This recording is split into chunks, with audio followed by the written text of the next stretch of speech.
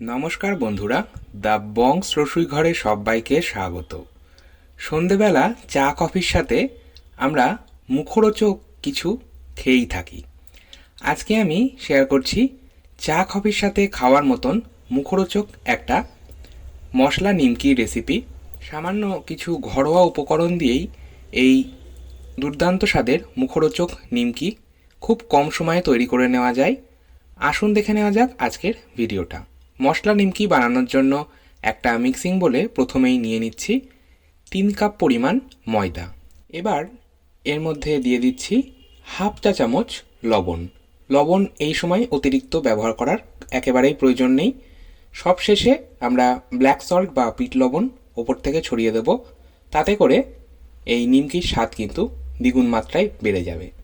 দিয়ে দিচ্ছি হাফ চা চামচ গোলমরিচ গুঁড়ো, হাফ চা চামচ লাল লঙ্কার গুঁড়ো। ঝাল যদি আরেকটু বেশি পছন্দ করেন তাহলে লঙ্কার গুঁড়োর পরিমাণটা বাড়িয়ে দিতে পারেন।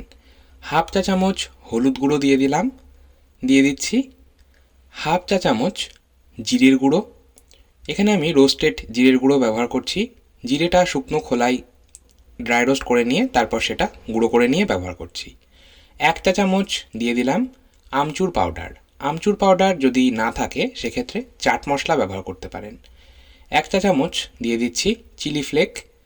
চিলি ফ্লেক যদি না থাকে সেক্ষেত্রে বাড়িতেই বানিয়ে নিতে পারেন।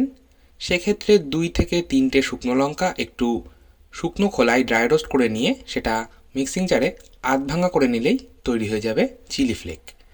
এবার এর মধ্যে দিয়ে দেবো কাসুরি মেথি। এটা আমি 1 চা চামচ দিচ্ছি। আর দিয়ে দেবো কালো জিরে, এটা হাফ চা চামচ দিচ্ছি। নিমকিতে কালো জিরে দিলে ভীষণ ভালো লাগে। দিয়ে দিচ্ছি হাফ চা চামচ হিং। হিং যদি দিতে অপছন্দ হয় বা যদি না থাকে সেক্ষেত্রে স্কিপ করতে পারেন, তবে হিং দিলে স্বাদ এবং গন্ধ দুটোই ভীষণ ভালো হয়। আর এর মধ্যে যদি কোনো একটা মশলা আপনাদের কাছে না থাকে সেক্ষেত্রে একেবারেই প্রবলেম নেই, সেটা স্কিপ করতে পারেন। দিয়ে দিলাম 1 চা চামচ চিনি। চিনিটা অবশ্যই ব্যবহার করবেন। চিনি দিলে মিষ্টি হবে না, তবে ময়দাটা ফুলতে সাহায্য করবে। যেহেতু কোনো রকম বেকিং পাউডার বা বেকিং সোডা ব্যবহার করছি না, তাই চিনিটা অবশ্যই ব্যবহার করবেন। সমস্ত শুকনো উপকরণ ভালো করে মিশিয়ে নিলাম। এবার ময়ামের জন্য দিয়ে দিচ্ছি প্রথমেই রিফাইন্ড অয়েল 3 টেবিল স্পুন। আর দিয়ে দেবো ঘি। এখানে আমি 2 টেবিল স্পুন ঘি দিচ্ছি। তেল আর ঘি মিশিয়ে যদি ময়ামটা দেওয়া হয় তাহলে এই নিমকির স্বাদ ভীষণ ভালো হয়। আর চাইলে আপনারা সম্পূর্ণ তেল দিয়ে ময়ান দিতে পারেন, আবার সম্পূর্ণ ঘি দিয়েও ময়ান দিতেই পারেন। এবার খুব ভালো করে আমি হাত দিয়ে ডলে ডলে ময়ামটা দিয়ে নেব। সম্পূর্ণ ময়দার সাথেই এই ময়ামটা দিয়ে নিতে হবে। দেখুন ময়ামটা পারফেক্ট দেওয়া হয়েছে বুঝবেন কিভাবে।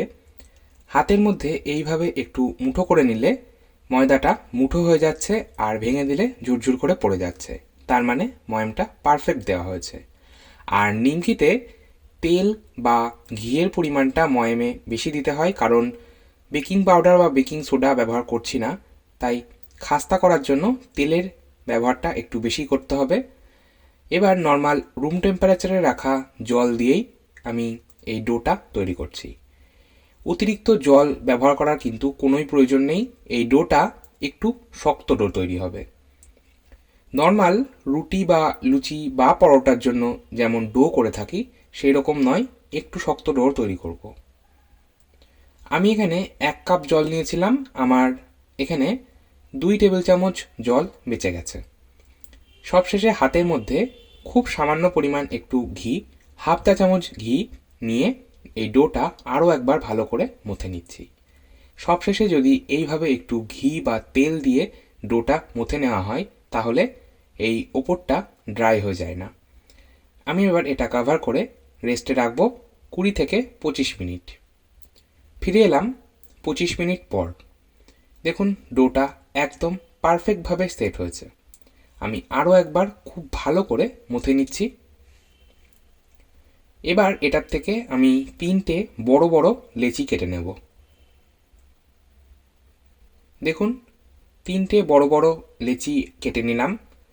একটা লেচি এবার নিয়ে নিচ্ছি, একটা লেচি দিয়ে প্রথমে নিমকি তৈরি করে দেখাবো। আমি এই কাজটা কিচেন টেবিলের ওপর রেখেই করব, আপনারা চাইলে চাকি বেলন ইউজ করতে পারেন।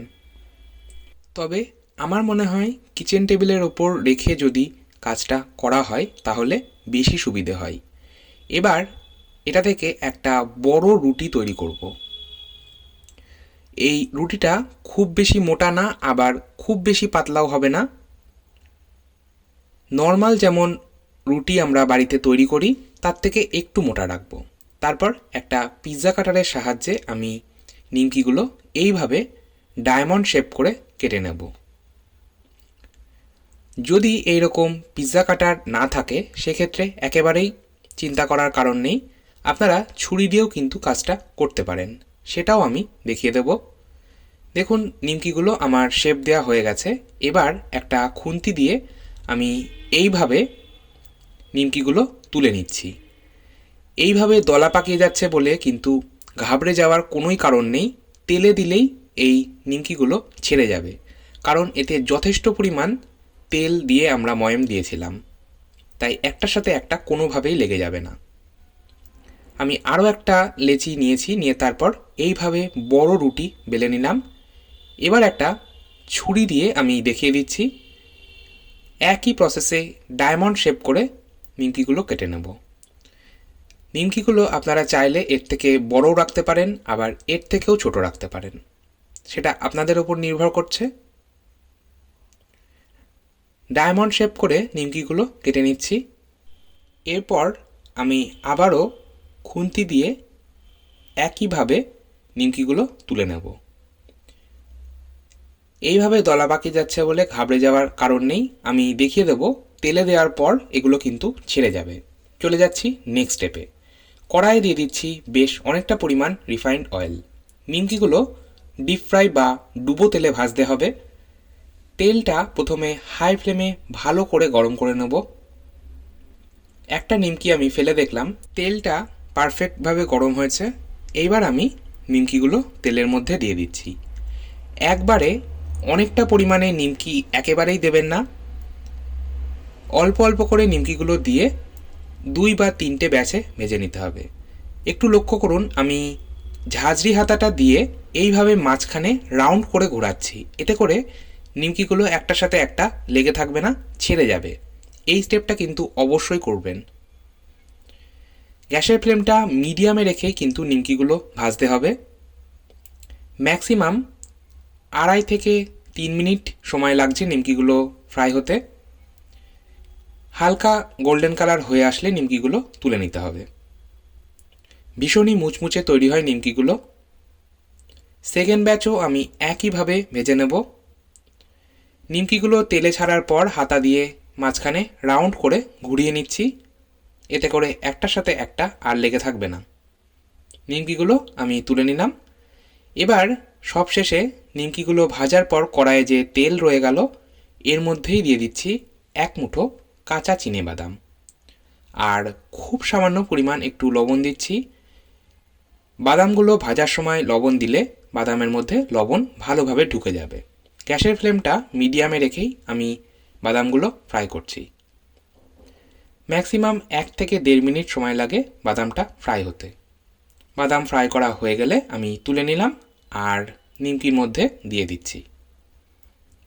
গ্যাসের ফ্লেমটা আমি বন্ধ করে দিয়েছি, কারণ তেলটা অতিরিক্ত হিট হয়ে গেছে। দিয়ে দিচ্ছি 2টো কারি পাতার ডাল।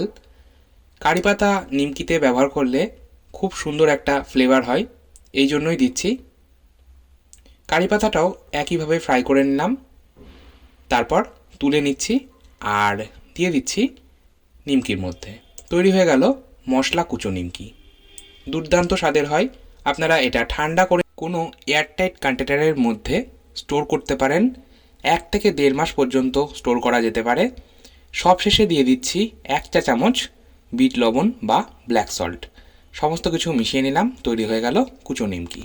আমার ভিডিওটা ভালো লাগলে একটা লাইক দেওয়ার অনুরোধ রইল, আর আমার ভিডিও সবার আগে আপনার কাছে পৌঁছতে চ্যানেলটা সাবস্ক্রাইব করে পাশে থাকা বেল আইকনটা প্রেস করে দিন। আবার চলে আসবো নতুন কোনো ভিডিও নিয়ে। আজকের মতো এই পর্যন্তই। ভালো থাকুন, সুস্থ থাকুন, ধন্যবাদ।